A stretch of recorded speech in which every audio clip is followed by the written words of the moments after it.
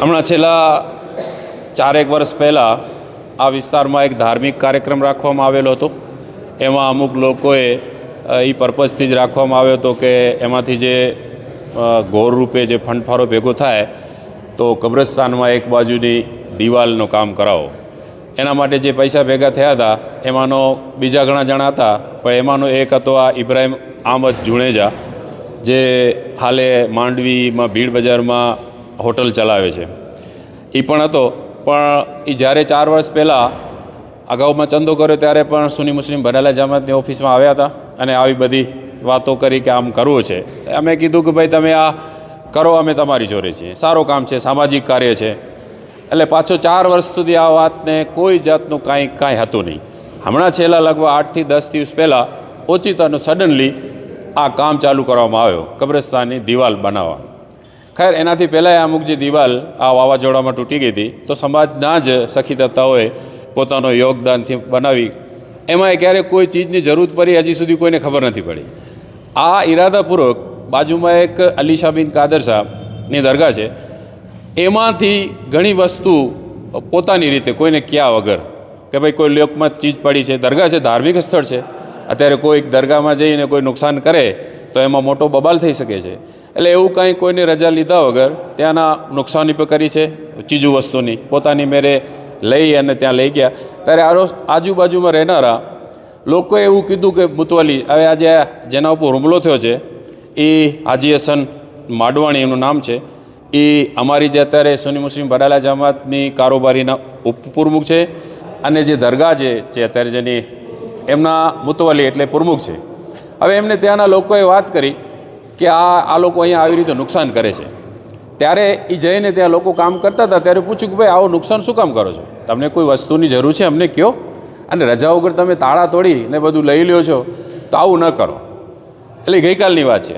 એટલે ગઈકાલે પછી આમાંની કોઈ કામવાળા જે છે, આ જે અત્યારે હુમલો કર્યો છે એ શખ્સ, એમને વાત કરીએ છીએ. એટલે એમનું ઉગ્ર રવૈયા સાથે ગઈકાલે તારીખ 3 બુધવારના દિવસે સાંજે આશરે 5:30 વાગે સમાજની ઓફિસે ત્યાં આવી અને સીધો આવીને ત્યાં વાત, તો સાંજના ટાઈમમાં જનરલી કોઈ ઓફિસમાં હોતું નથી, અમારે કારોબારી સભ્યની હાજરી હતી.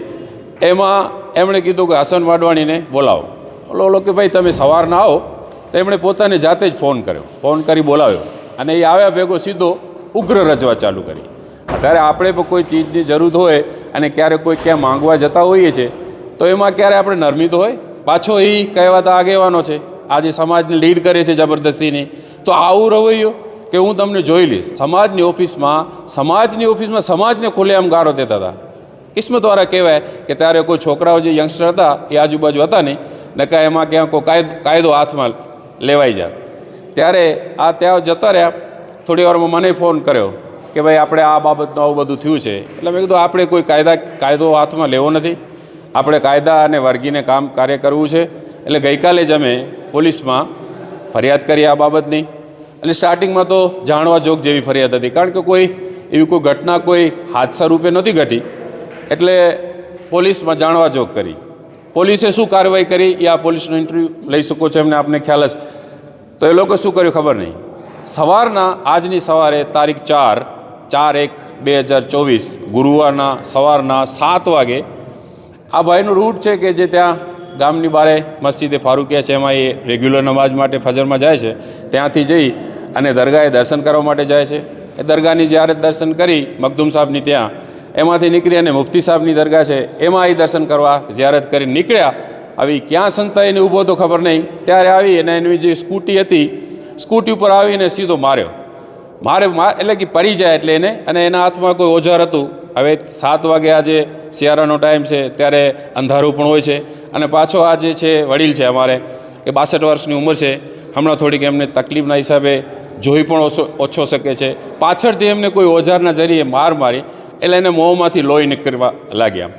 ત્યાં જે હાજર આ ટાઈમ તો કોઈ હોય નહીં, 2-4 જણા હતા, એ એમને બધો છૂટા કરી અને મોકલાવ્યું. તે વેટાણી ખબર નથી, એટલે બાઇક પોતે ચલાવીને ગયા. પણ ત્યાં જઈને હાજી હસન હોસ્પિટલ સુધી પહોંચ્યા એટલે થાકી ગયા.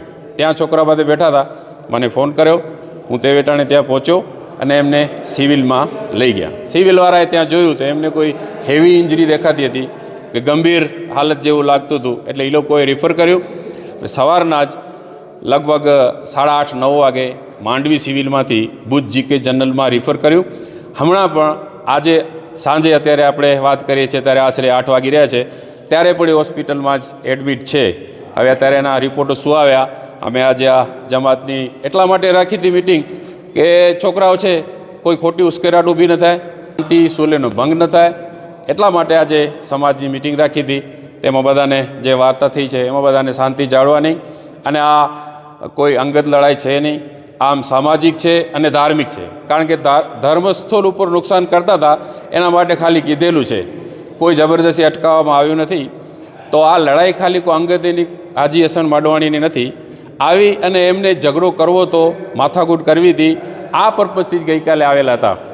આટલી બધી ખબર નહોતી કે આ યંગસ્ટર છે એને સાચું કદાચ થોડુંક અઘરું પડે, મુશ્કેલ પણ પડે. આજે બધાને અમે અપીલ કરી છે કે કોઈ પણ જાતનો એવો ઉગ્ર વ્યવહાર આપણે નથી કરવો. જે કાયદો આપણે રજા આપે છે એ કાયદાને અનુસરી સમગ્ર કાર્યવાહી કરશું. આ ફરિયાદ કરી છે ગઈકાલે જાણવા જોગ હતી, આજે નામજોગ ફરિયાદ થઈ ગઈ છે. પોતે ક્યાંક ફરાર છે એવું ખબર નહીં, એ કદાચ હવે એની બ્રીફ પોલીસ કરશે. પણ હાલ ફિલહાલ હાજી હસન વાડવાણી જે પોતે 62 વર્ષની ઉંમર ધરાવતા અમારા વડીલે છે, સમાજના અંગે છે, એમને એડમિટ છે જીકે જનરલ ભુજમાં. સમાજે એવો નિર્ણય કર્યો છે કે ફરિયાદ તો થઈ ગઈ છે, આવેદનપત્ર પણ આપવું, મામલતદાર સાહેબને આપવું, તાલુકા મેજિસ્ટર, પછી જિલ્લાના વડા પોલીસ ડીએસપી સાહેબને આપવું, એસપી સાહેબને, અને જિલ્લાના મેજિસ્ટર આપણે કલેક્ટર સાહેબ એમને પણ આવેદનપત્ર આપવું, એવું આજની મિટિંગમાં નક્કી થયું છે. અને સમાજનો જ્યારે મુદ્દો છે તો હજી આમાં ચર્ચા ચાલે છે કે ભાઈ આપણે એક દિવસ માટે બધાની સહમતિ હોય તો ગામ પણ બંધ કરવું જોઈએ. ચાલો આજથી સાથે મળી ઉર્જા બચતનો સંકલ્પ કરીએ. જરૂર પૂરતી ઉર્જા વાપરીએ, કાર્યક્ષમ ઉપકરણો વાપરીએ, સૂર્ય ઉર્જાનો મહત્તમ ઉપયોગ કરીએ. સમજદારીપૂર્વકનું વીજ વપરાશ એ જ તો છે નવું વીજ ઉત્પાદન. માટે રાષ્ટ્રહિતમાં આપણે સૌ કટિબદ્ધ થઈએ અને સૂર્ય ઉર્જા અપનાવીએ. વીજ બચતનો કરવો હોય જો સંગ, તો યાદ રાખીએ કરવાનું સ્વિચ બંધ. પીજીવીસીએલ દ્વારા જનહિતમાં જારી.